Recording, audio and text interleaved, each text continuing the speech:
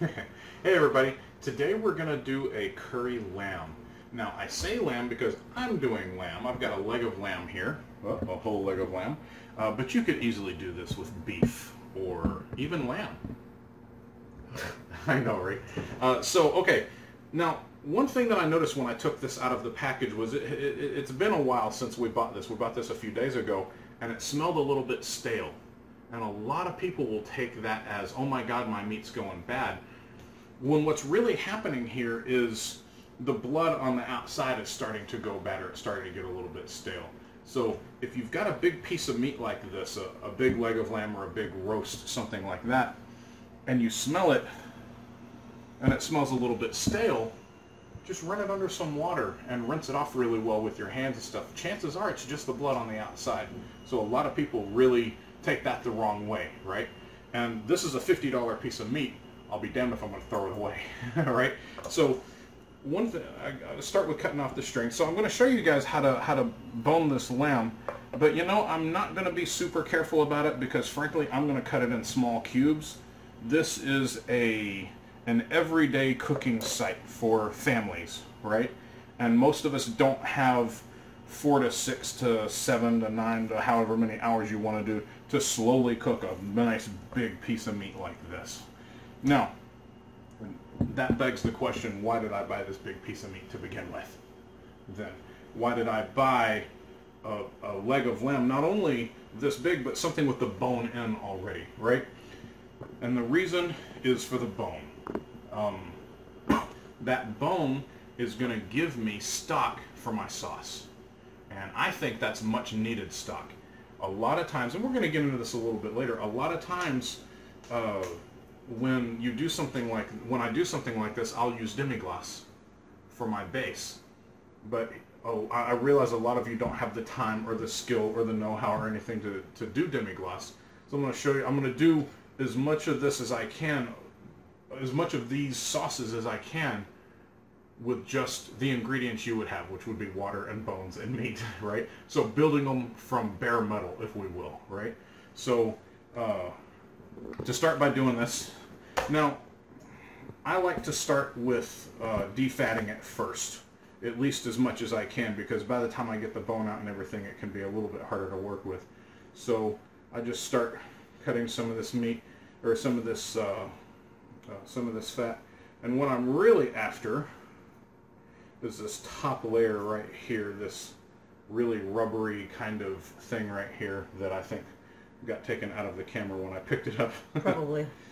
Keep it at about nipples down and you should be able to... So this little super rubbery piece right here, so you can see here, yeah, that it's white right here, and you notice I still have this little film right here.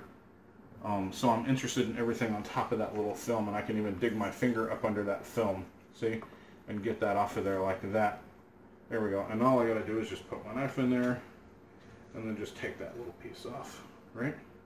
And this is actually several muscles. I mean, this is a thigh. I mean, this is a calf, right? So this is basically an uncut shank.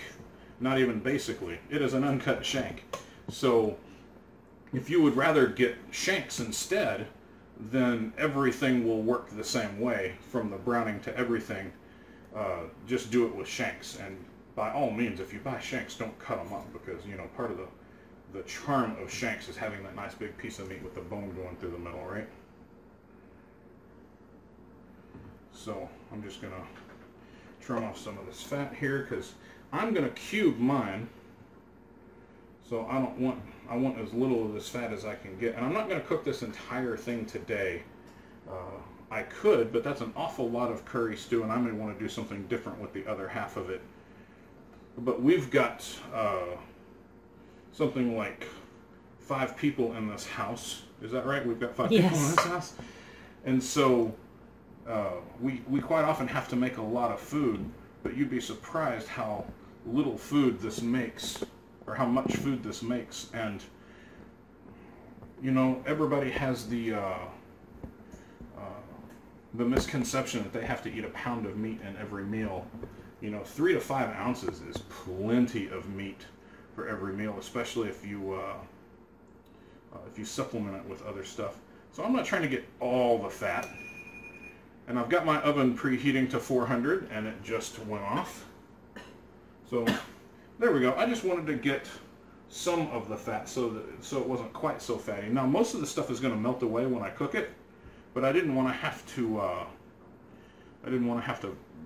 take it back out of my sauce when I was done. So there we go. Just get most of it like that. Okay, now it's time to actually bone it. I've got a bone here, I've got a bone here, and somewhere in the middle I've got a joint. So I'm just going to cut right down the length of this bone so I can see what I'm doing.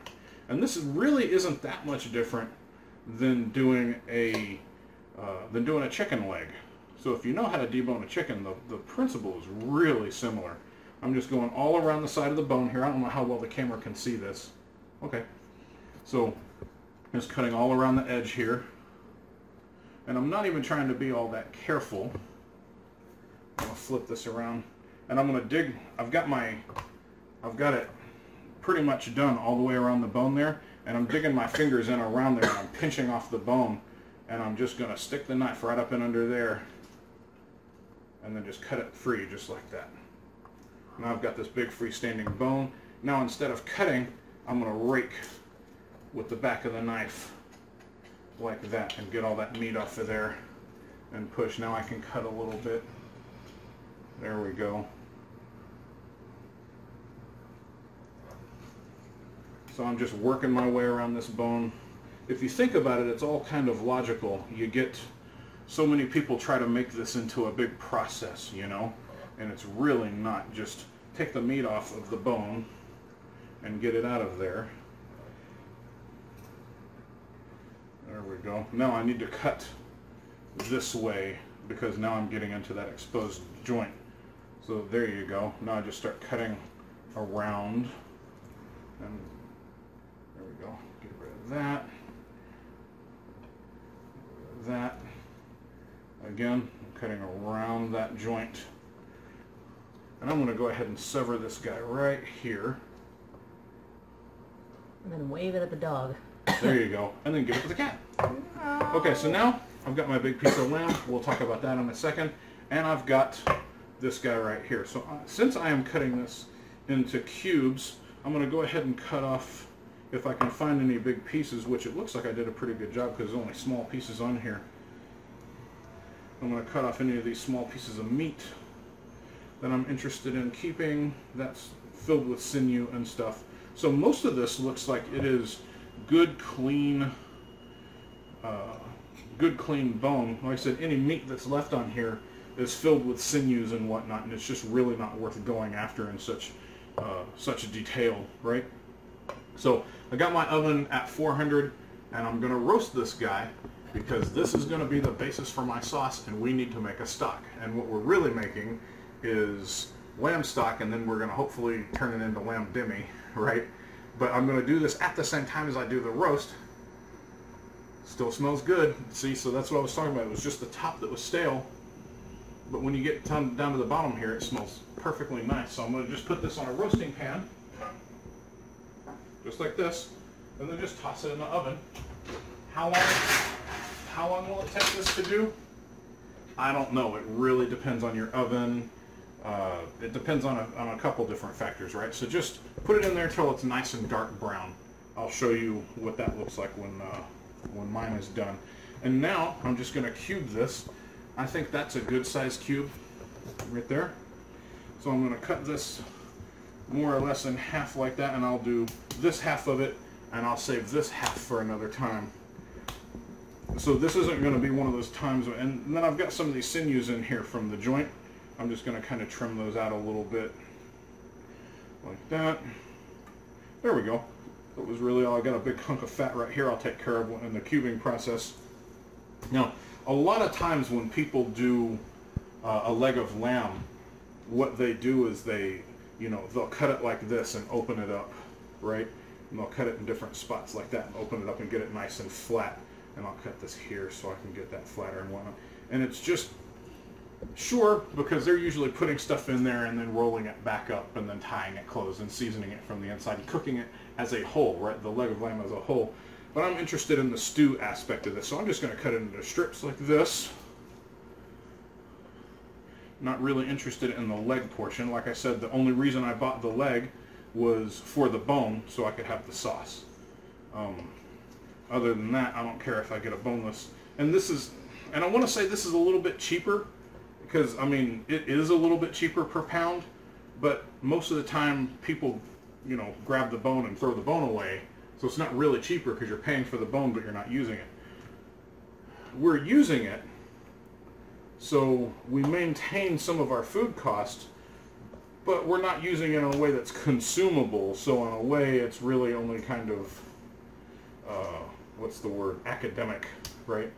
We're getting a free sauce out of it. We're not getting a, we're not actually consuming that. So, you know, do with it what you will. It's worth it to me to have the extra flavor for the sauce. And I could, and I think I said this already, you could use this, you could do this with beef, or any other red meat that you want to, that you want to curry. This is a method. I just happen to be using lamb here. But you're going to notice that the method is almost exactly like the other roast that we did. You're going to find that most roasting methods are exactly the same, right? Now here's that piece of fat that I said we were going to manage out. There we go. Right there. Most roasting methods are exactly the same, right? They rely on browning the meat so that you can extract the flavor from it and build some sort of sauce, something or other with it, right? You need that sauce base. I talked about that in the last roast video. So you know, you have to brown this and season it and all of that. And once all that gets done, then the rest of it is just arguing over flavorings and cooking it until it's done. I find that people also cook the meat way too little. They take it out too early and it's not ready yet. But, you know, if it's not falling off the fork, then it's not ready. So I'm going to leave this here for now until the bones are roasted. And once the bone is roasted, then we'll come back and we'll season and sear all this guy, and then we'll put together the stew, which is extremely easy. So we'll be back probably in about an hour or so when this bone is done. Okay guys, we are back. Our bone looks beautiful. You see how lovely dark brown that is. It's not burned, but it's a lovely dark brown. As a matter of fact, I'm having a hard time not chewing some of this meat off of there. Just sprinkle it with the salt and just go for it, right? So that took about, at 400, that took in the neighborhood of maybe half an hour, but definitely keep an eye on yours and watch it, right? So I just covered the meat with plastic over here on the board, and now we're going to season it and we're going to brown it. And again, the reason for all of this is to build flavor. The browning process, the caramelizing of the meat just brings out the flavor in the meat, and that in turn turns around and gives you flavor in the sauce, and that's what it's all about.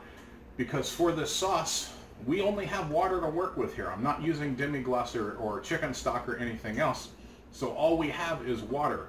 So that means that we have to build as much flavor as we can. The meat will go a long way. The bone will go a long way. And of course we're going to add curry too, but if you just add curry to water, that's going to be nothing, right? So you cannot skip this step. I stressed this in the roast beef episode, or the roast beef video we did before. And I'm going to stress it every single time because these are well-established practices. When I was talking about pasta, there were some steps that you could skip, right? This isn't one of those times. This is a time-honored step that every cooking, that every cuisine in the world honors, and that's browning your meat before you do something like this, right? So, okay, so I'm just going to spread this out. I just had that covered with plastic to keep, you know, anything from happening to it. I'm just going to spread this out. A little kosher salt on there. Do we have any coconut milk? Probably. And a little black pepper. There we go. Now just turn them.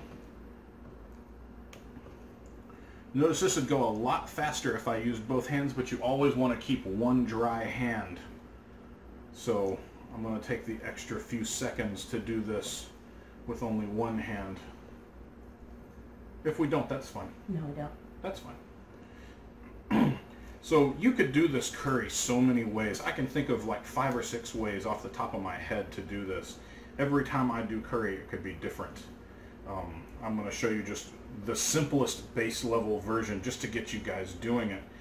And again, this is simple home cooking for people that don't have a lot of time.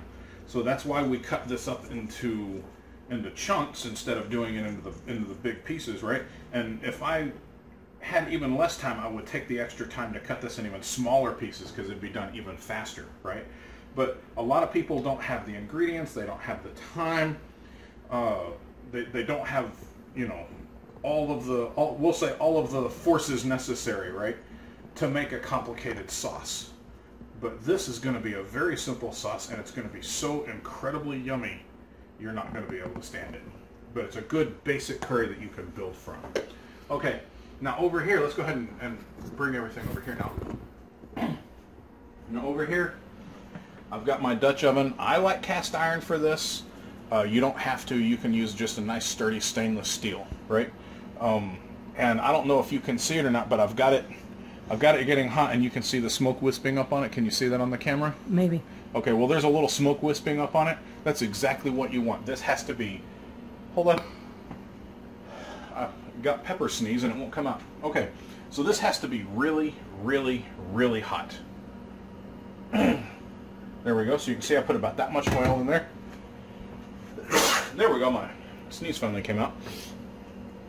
And I'm just going to swirl this around just a little bit. And again, I am going to let it, and it's still not super hot there, so I'm going to swirl it up on just a little bit of the edge right there. And I'm going to let that heat up for another minute because, again, I want it to be really, really hot. I brown my meat more than some people do. When I see a lot of these guys, when I see some of these guys on cooking shows, oh, and you brown the meat, and I look at it and it's just barely brown, and I'm like, you tanned your meat. Yeah, you tanned your meat. You haven't, and you see me do it, right? I was like, what the hell are you doing? That's barely brown at all. That's not going to give you any flavor. So I like my meat to be relatively dark when I do this because it gives me a lovely, rich sauce, and it's just, oh, it's just gorgeous. In fact, when there's this one French recipe that we make that I'm dying to make for you guys because it's so incredibly easy, that I brown my meat almost to the point of black. And it's so, so wonderful. So I've got smoke coming off of here again. Can you see that yet on the film? Yeah, I think so. So I'm going to come over here and get this meat, and I'm going to start putting some in. My meat is nice and dry at this point. If it's wet, towel it off with a paper towel because you sure as hell don't want to throw water in on top of that grease, and on top of this hot oil. You will be sorry. I'm going to go ahead and turn on the fan. It's gonna suck for the recording, but the house definitely needs the fan on.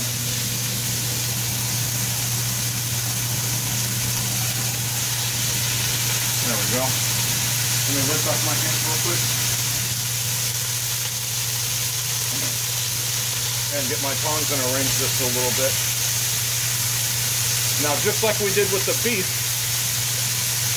you're going to brown this on all sides.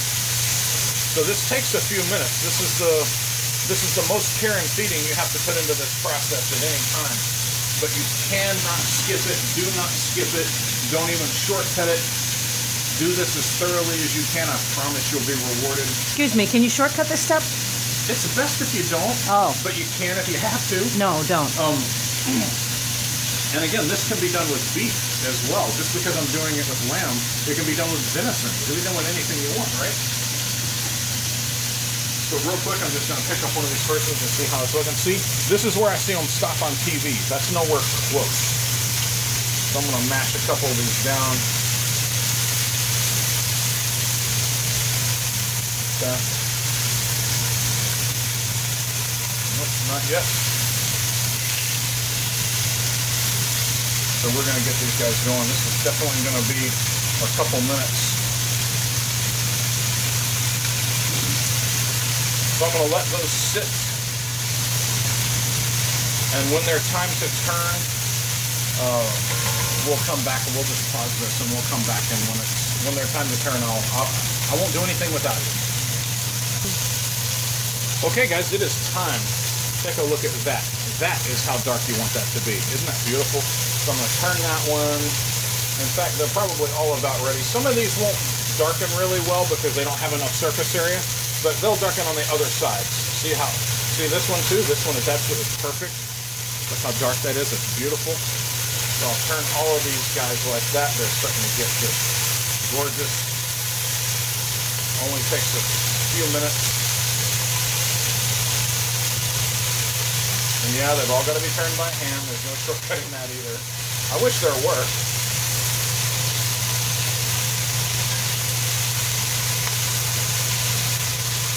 And this brings up a really good point. You see how we're starting to get a lot of splatter now? That's because a lot of the juices are starting to come out and they're starting to mix with the grease. That's why you don't want to do too much at once. Because if you do too much at once, then the juices that come out of the meat will start to saturate the oil, and then you won't be frying anymore. Then you'll be simmering them or boiling them, right? So you don't want to cook them in a liquid method. You want to cook them in a frying method. This method is what's known as shallow frying. The same thing as deep frying, only it's shallow frying, right? And so we only ever use this to just brown something. It's kind of the same way that it's the same thing you use for like pan-fried chicken, fried green tomatoes, right? Stuff like that. So once this side is done, we'll come back. Okay, so I am just turning these guys over on another side now. Some of these guys are done. So the ones that are done just get put off onto the side here in a little bowl to await the rest of their cooking. There we go. And it's a stew, so they're not like cooked all the way through or anything. They're just browned on the outside. Yeah, exactly.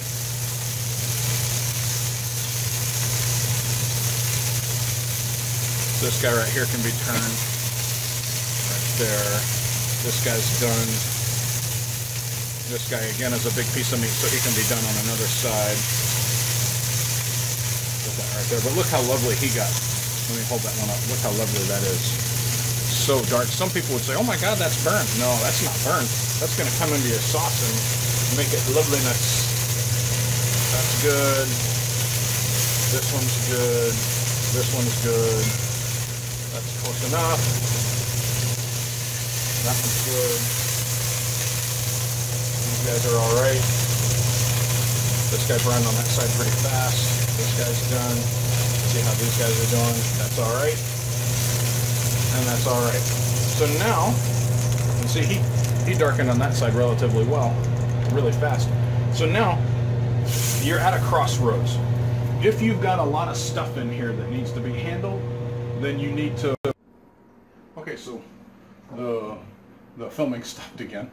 So what I was saying is you're at a crossroads right now where you need to look in your pan and make sure you don't have any burning crusties in there, right? So I've got just a couple that, they probably won't cause a problem, but just in case. So I mop this stuff up just a little bit in here, get some of these, see how you got these dark crusties in here that have kind of burned? That's going to add scorch to your sauce. So you definitely don't want to keep those in there. So in between each one of these, you may have to paper towel out some of those guys and then add some more oil. And I've even had it where it got dirty enough that I had to completely clean the entire pan. See, look at that. You don't want that in your sauce. That's not browned meat. That's burned. But I've had to where I've had to completely wash my pan and then reheat it and put oil in there every 4 or 5 rounds. So the more meat you cook, the more the likelihood is that you're going to have to do that, right? So I'll add a little bit more oil here. There we go. Turn this up as far as I can. So I want this to be really, really hot. And now we're just going to wait. Now, while we're waiting, I've kind of changed my mind on what I want to do here a little bit, but it's going to be so good. So I was looking for something under there in between filming, and I found these white beans that we bought a few days ago. And I was like, lamb curry and white beans? So sort of like a curry cassoulet? Oh my God, yes. So a cassoulet is sort of a French way of saying meat and beans, right? You stew beans very slowly with different types of meat. So what they'll do is they'll brown sausage and pork and beef. A lot of times it'll even be like oxtail or beef tongue, right? And sometimes even chicken and lamb and rabbit and just whatever meats you can find. Put 4 or 5 or 6 meats in there, and you'll brown them all just like we're doing now, and then you'll make a stew out of them with beans and a lot of times tomato and onions and basil and all that stuff, right? So we are going to make a cassoulet, sort of a curry cassoulet. Oh my God, it's going to be so good. So I'll show you how to do the beans in a minute. Now I've got my little wispy smoke going on here. So I'm going to go ahead and put my meat in here. You don't have to up close it for this one. You guys have seen this before. Notice I'm not dropping it. I'm putting it in here. You want to respect the oil, but don't be afraid of it. You're going to get hurt if you're so afraid if you start throwing it in there like that. Hot oil will splash up on you.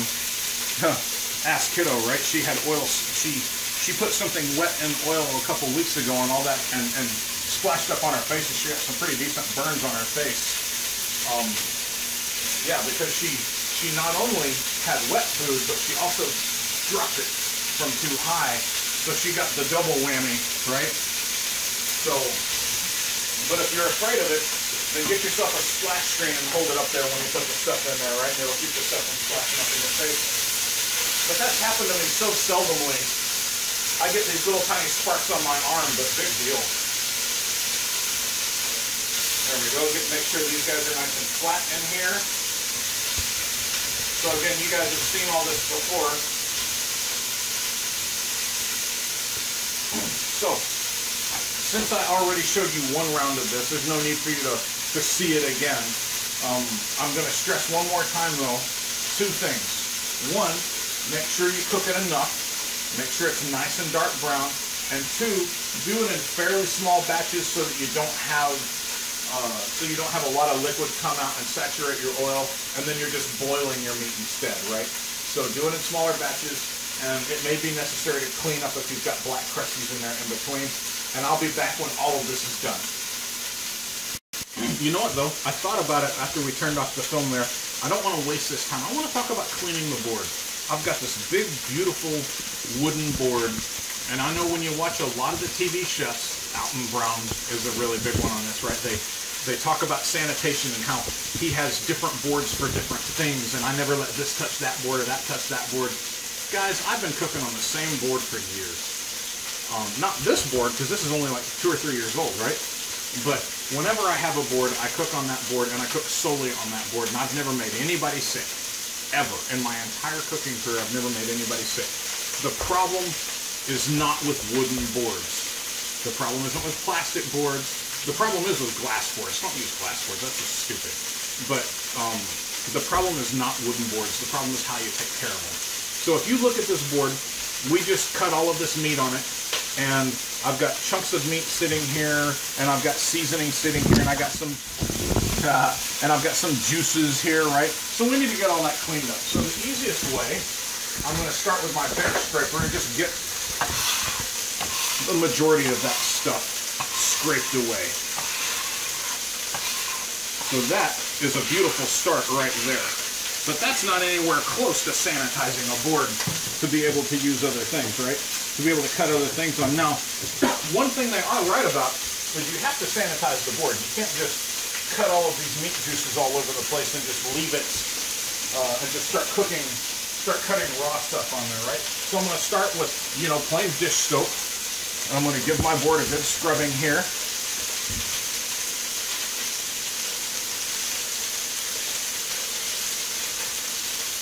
There we go. I'm scrubbing pretty hard, but I'm not killing myself, right? Now I need to check the meat while I'm at it, so give me a second. Okay, so I just stopped this to go turn my meat, and that's what cooking is about, right? You're not going to do one thing, finish it, and then go do something else. You're going to do something, you're going to get interrupted, you may have 3 or 4 things going at once. So now I'm just going to mop this up a little bit here.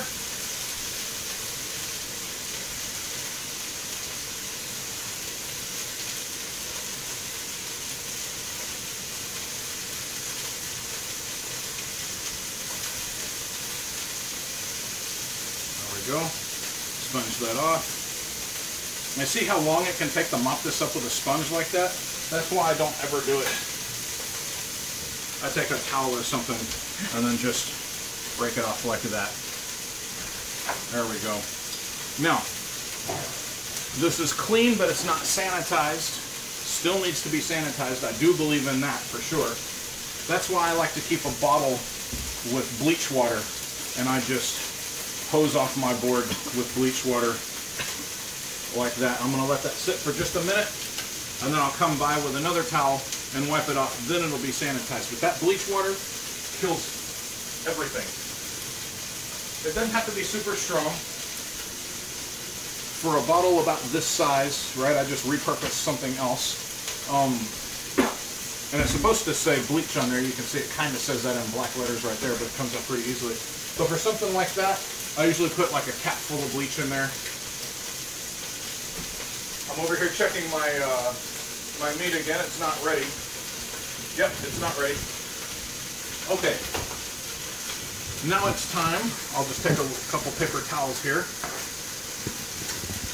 and just mop up this bleach water.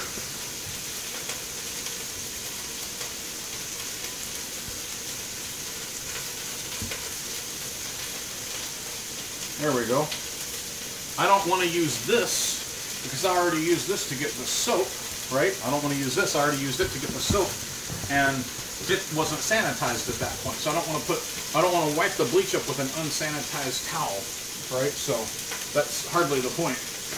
I'll run this by one more time with the paper towels. If I had another towel handy that was clean, I would use it. So there we go. Now we've got this nice and sanitized, but I still have to sanitize the knife I used to cut the chicken. So I'm going to go through the same process with that. I'm going to take the soapy sponge and I'm going to soap off that. Then I'm going to take, and I'm just going to spray bleach all over it. There we go. And then rinse it off. There we go. Now my knife is done as well. Dry it off because it's not stainless steel, it's carbon steel. There we go. Put that right there. I'm going to come back over here to my meat, which I'm sure has got to be done on one side. Oh yeah. Now it's time to turn some of these guys to the third side, and some of them get taken out. That one gets taken out. So does that one. This one gets turned. This one's big, it gets turned. So does this. This one gets taken out. That one goes out. So just make these decisions, right? If there's a lot of surface area left that still hasn't been browned, then turn it. If it's mostly brown on all the sides, then it gets taken out, right? There we go. That one can stand to be turned. This one's out. This one gets turned. There's this one. There we go. That's good enough. This one definitely gets turned. There we go.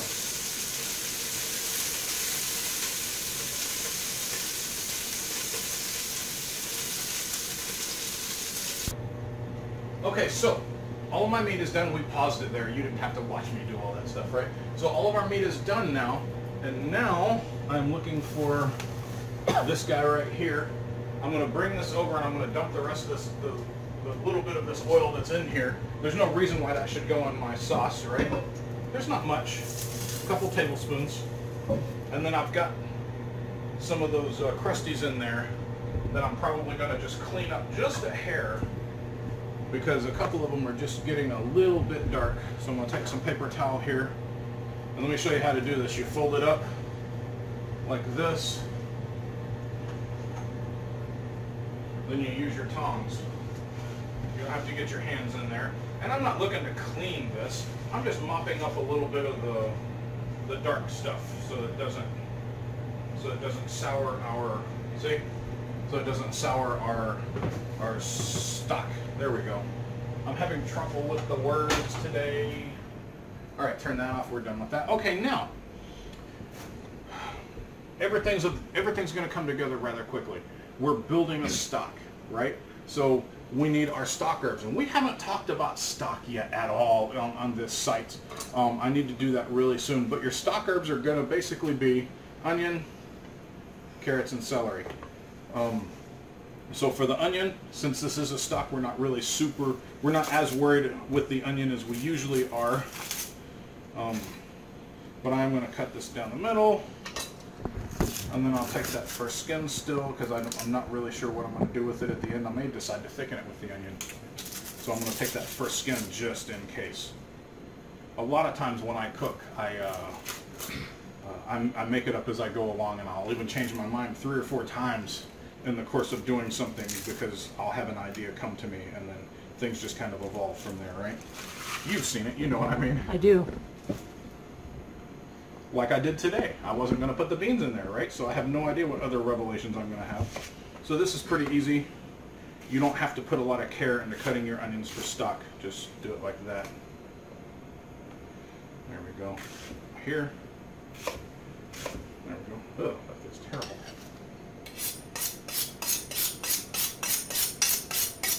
There we go. You don't have to put very much into the carrots either. I'm still going to just barely cut the tips off. Now, I found this in the bag of carrots. Look how ugly that guy is. That's perfect for stock. Nobody wants to eat that, right? So that's perfect for stock. And if it gets pureed, oh, well, you know, all the better, right? So I'm going to take these guys and just cut them like that. Same thing here. I need to wash my celery.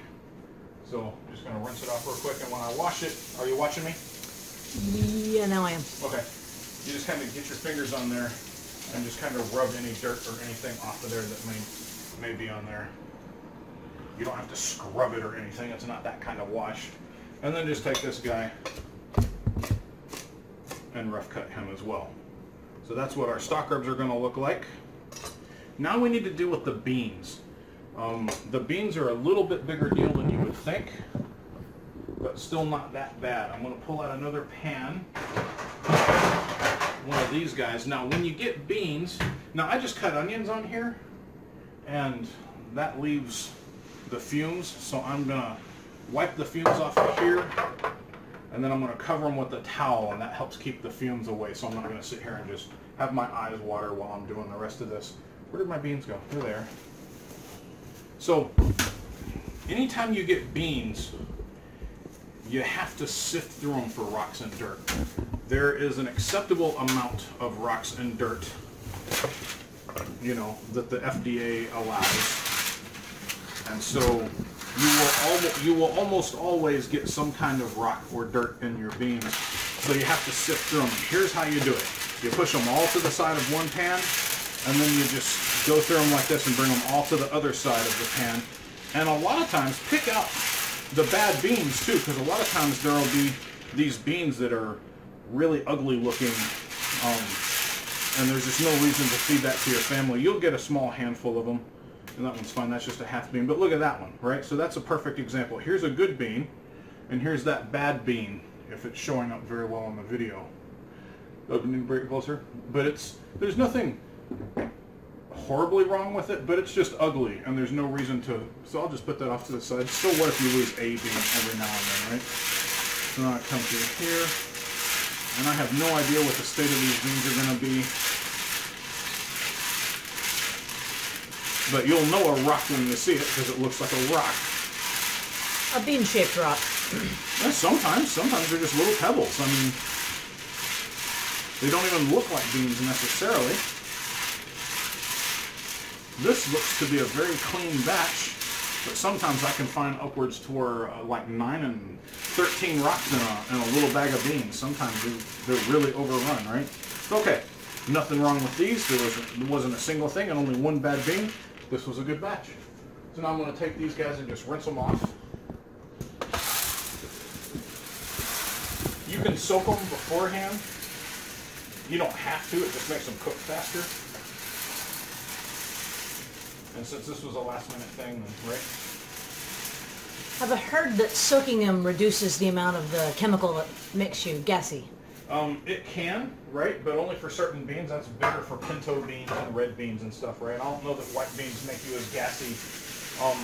But if you do that method, then it's not just soaking them. You have to bring water to a boil, and then you have to put them in that water and soak it for, I think it's preferable to do it overnight, but at the very least for, 5 or 6 hours. And then it'll help negate that. And then you, of course, wash it and you rinse them off, right? You change out the water. You don't use that same water. So, okay. But since this is a last minute thing and we work from home most of the time, we're not as worried about the gas. All right, so I've got that. I've got the beans. Now we're just going to put all this together. So I'm going to put my meat back in here. I've turned my fire back on here. Now, did you put some oil in there or no? No. Because now it's just down to the water and stuff, right? So I'm going to start with my cold water again. Now I'm going to put a lot more water in here than I ordinarily would because I need that for the beans, right? So I'm going to start this off like that. And I'm going to put a lot of water in here. So I'll just start this putting water while I start dumping veggies in there. So I'm going to put these onions and the carrots and the celery, just dump them all in there like that.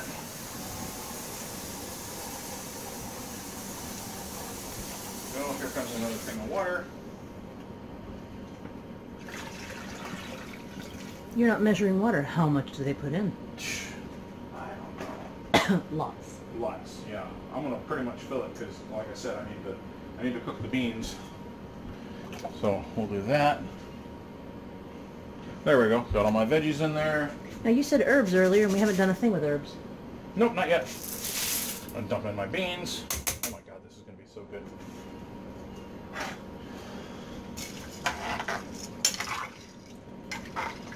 There we go.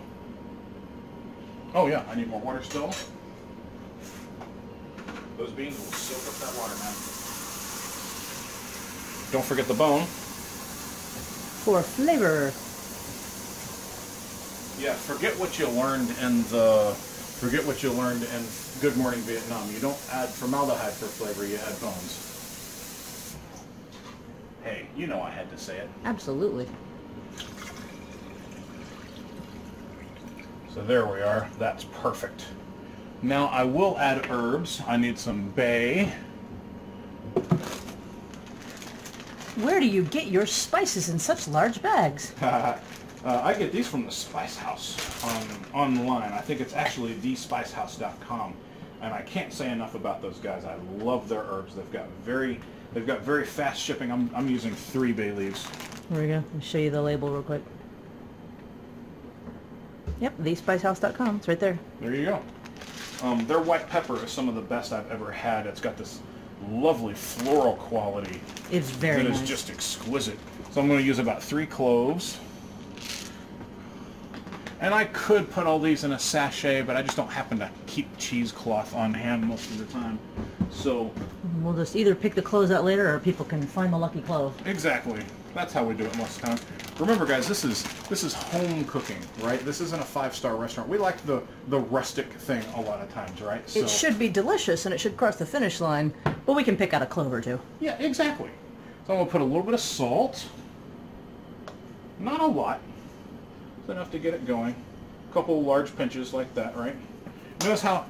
Okay, so I put in 1 onion, 2 carrots, 1 celery, about this much beans. I mean, it's not anything I can quantify as much with a recipe. Well, right? we could. Because, well, yeah, but I don't know how much you're going to... Because if I say use 3 pounds of meat or 5 pounds of meat or something, and you only have 2 pounds of meat, then you got to do math and all of that. And it's really not that big of a deal. Put the stuff, brown the meat. If you're not gonna use beans, then I'd say I'd use like half the water, right? You'd only fill it up with half. Okay, here's a good rule of thumb. If you're not gonna do the beans, then however high the meat comes up, cover the meat about 3 fingers above. So put the water about 3 fingers above the meat.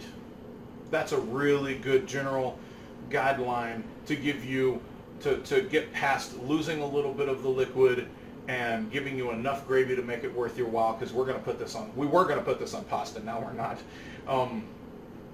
But if you're going to put it with pasta or mashed potatoes or baked potatoes or something like that, you'll want enough gravy to go around. And if you put too much water, then you can just reduce it, right? So that's why I say it's really not that big of a deal, right? It's gonna matter with seasoning, but then again, depending on how much you make and how much moisture you lose and how much you simmer it and all that stuff, I can't tell you how much seasoning it's going to take either. So I need to put some pepper, and I'm going to use my big peppercorns here. And I need to use some thyme, and I want to use fresh thyme for this, but I have to go outside for that. So see, I just put in. You're not actually using full about that peppercorns. much. It's rough. Yeah, these are the large grind. Yeah, these are the large grind. God, I love that smell so much. So I need to go get some fresh thyme. I've got dried thyme right here, but I'm going to use fresh this time. And go ahead and pause that, and I'll be right back when I get the thyme. All right, so I got thyme out of the garden. You notice it's got little flowers on it. Big deal.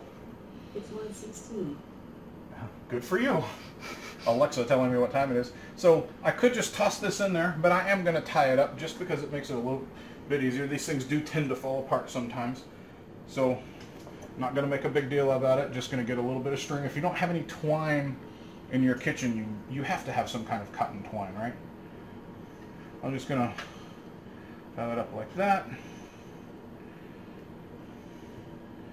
And again, a lot of times I will just toss it in there if I've got a couple really sturdy pieces, but since I've got like 5 or 6 in here, then I might as well, you know, pay lip service to trying to keep them together. That's a beautiful little bouquet. There we go, just like that. Tosses that in there. Now, the one thing we haven't done yet is curry. So you can put curry powder in there. I prefer this Thai curry paste. Lovely, lovely stuff. And I'm using red curry for this. You could use whatever you want, right? It's red meat, red curry. You could use yellow. And this is the Kang Ped red curry. I get this from a Thai place online. The boxes have changed, and I hate the new style of the new boxes. But I'll put a link to this curry paste online. It's lovely, lovely. I love this stuff so much. This is the best curry paste I have ever had. And it's a high-end curry paste. I want to say, so it's a little bit more expensive. It's handmade. It's hand ground.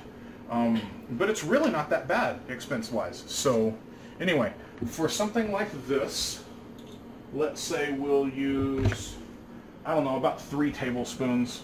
I can tell already that's the entire package. Mm-hmm. So I'm going to dump all this in here. I guarantee you it's close enough to 3 tablespoons. So put that whole thing in there like that. 1, 2, 3. Yep, exactly.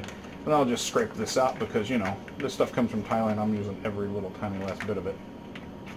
There we go. Put that in there like that. Perfect. Now, when this comes to a boil, I'm going to put it in the oven. I got the oven at 300 right now, and it'll probably take it 3 or 4 hours to finish up. Let me stir this around a little bit, and maybe I can get that curry in there. See, I just got that big chunk of curry. That's okay, it'll melt. I'll mash it up a little bit like that. There we go. See, it's starting to get the curry in the, starting to get the red in there. There we go. And it'll melt and everything will come together, and this is going to be so good. This is dinner tonight, by the way. And with the beans, so this is going to be just sort of a French Thai curry cassoulet kind of thing. It'll be gorgeous. Maybe we'll put it with some roasted carrots or something. But there you go. There's no need to film the rest of what I'm about to do, because as soon as it boils, I'm just going to put the lid on it and put it in the oven at 300, and I'll check it like every hour. And if something interesting happens, I'll turn the film back on and show you. But other than that, I'll see you on the other side of this. Okay, so we have our stew out of the oven. It's been, I don't know, an hour and a half, 2 hours, something like that. And I can tell that it's done. Oh, there's our bone, right?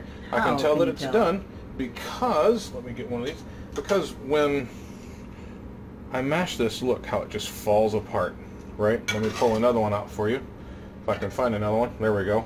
So when I take this, it easily falls apart, right? Plus the beans are done.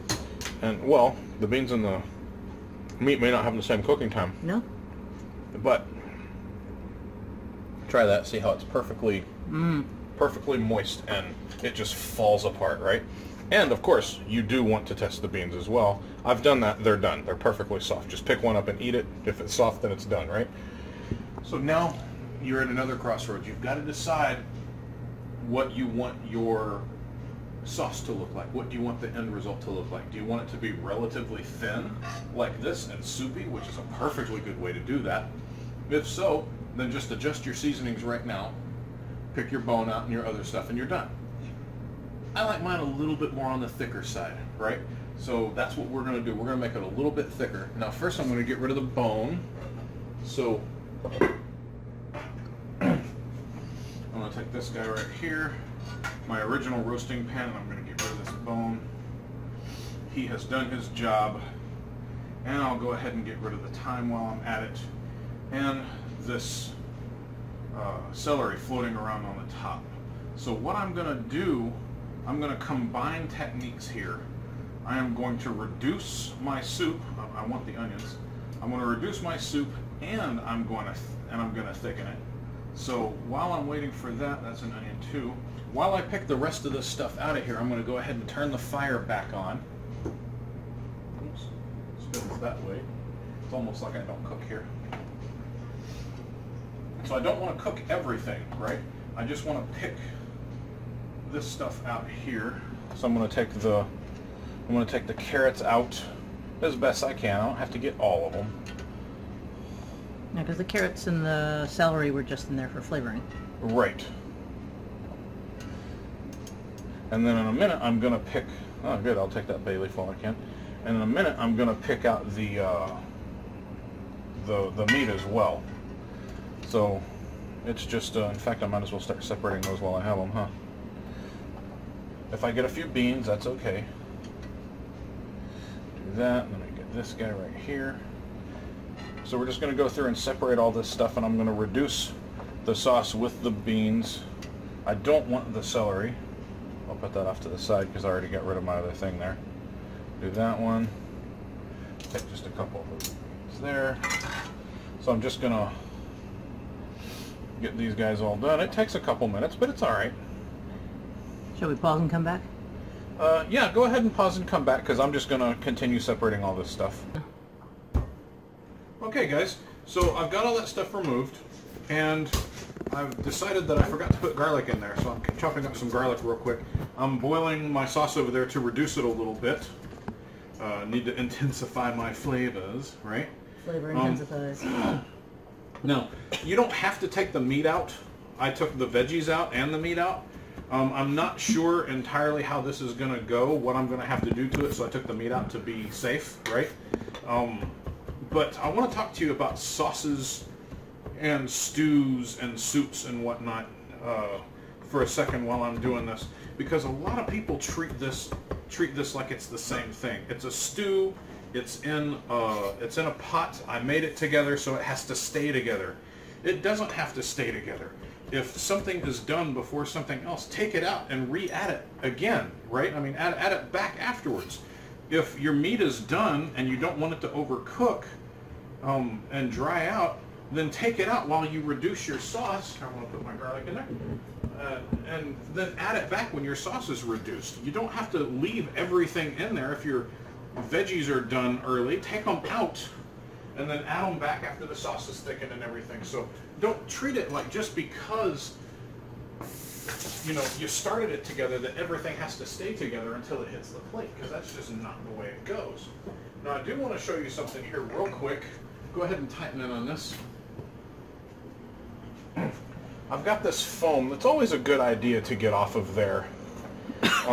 This is proteins from like the bones and dirt from the beans and stuff from the carrots and stuff from the meat, and it's probably got a little bit of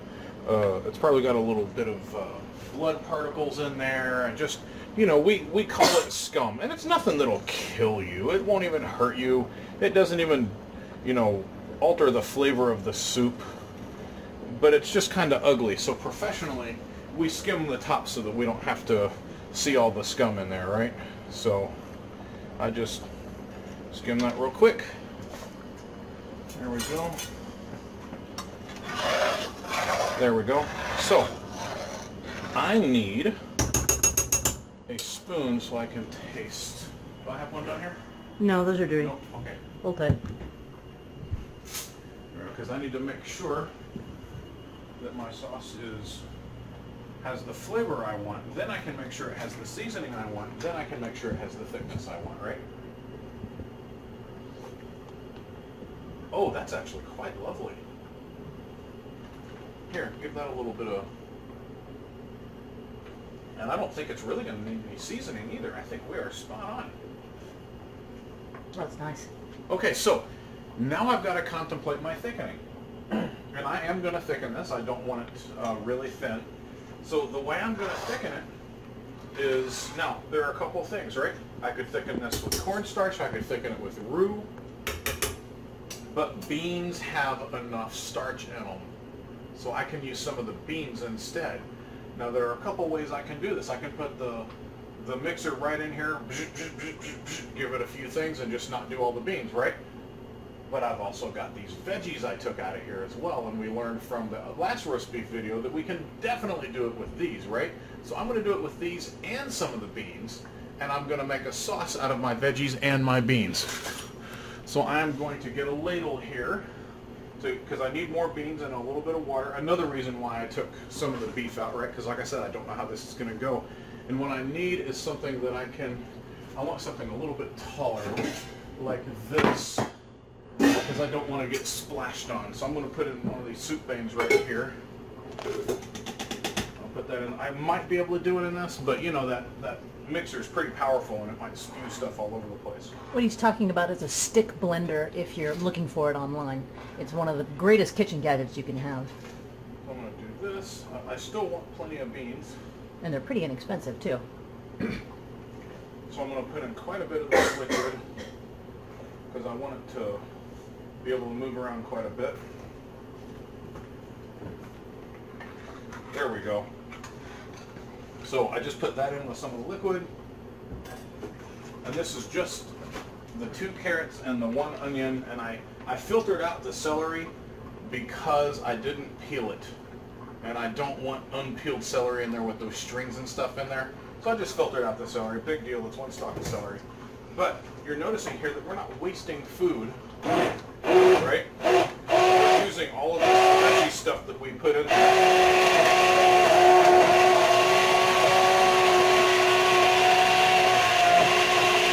And we're using it to thicken our sauce.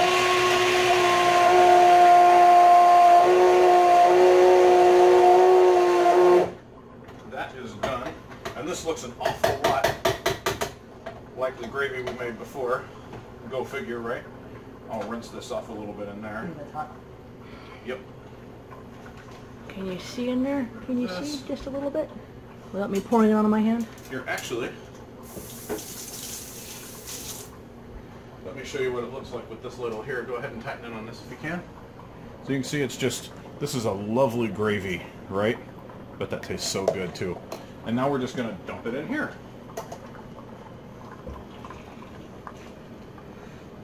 And you want it thickened, but again, you don't want it to be paste, right? You just want it to be a nice thick sauce of sauce thickness.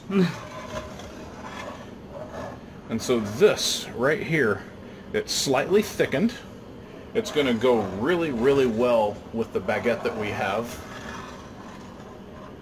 And I can even reduce that a little bit more. So I'm gonna let this reduce. Oh, look at that! I missed a big carrot.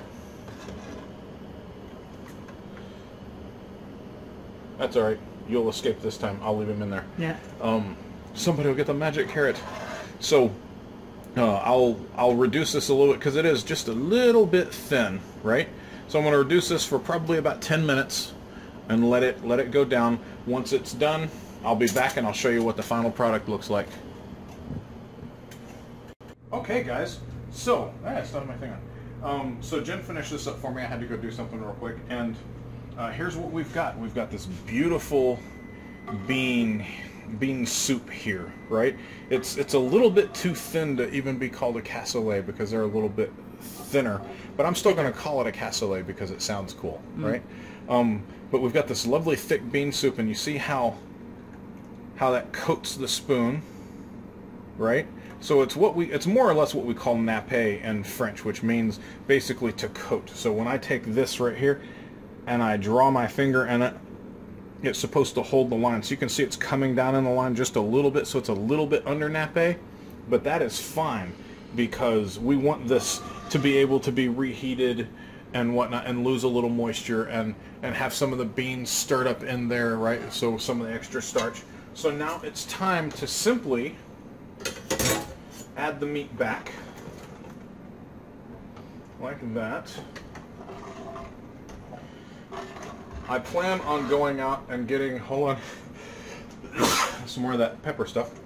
I plan on going out and getting some parsley out of the garden and putting it in here just to have some parsley in it, right?